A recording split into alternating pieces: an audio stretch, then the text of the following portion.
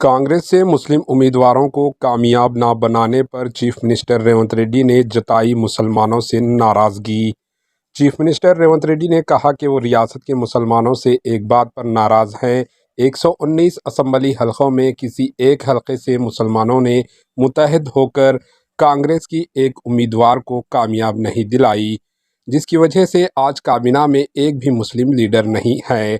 हैदराबाद के रविंद्र भारती में कौमी यौम तालीम के मौके पर चीफ मिनिस्टर रेवंत रेड्डी ने शिरकत की और इस प्रोग्राम में अहम ख्यालात का इजहार किया। इन्होंने कहा कि रियासत की तरक्की हुकूमत का अहम मकसद है और अक़लियतों को खुसूसी तवज्जो दी जा रही है।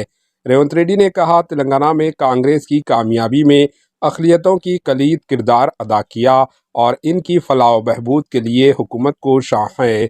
इन्होंने अफसोस का इजहार किया कि असम्बली इलेक्शन में एक भी अक़लियती उम्मीदवार मुंतखब नहीं हो सका, जिसकी वजह से अक़लियतों के वज़रा बनने का मौका नहीं मिला।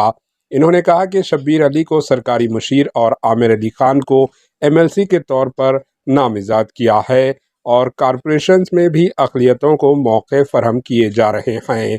Bureau report, AHN news. 119 में कांग्रेस पार्टी से एक माइनॉरिटी को भी आप नहीं जिताए। पार्टी ने टिकट दिया हुआ है, पार्टी ने कोशिश किया हुआ है, मगर आप लोग इकट्ठा होकर कांग्रेस पार्टी से एक MLA को नहीं बनाया। इसीलिए आज सरकार में मंत्री नहीं है माइनॉरिटी का।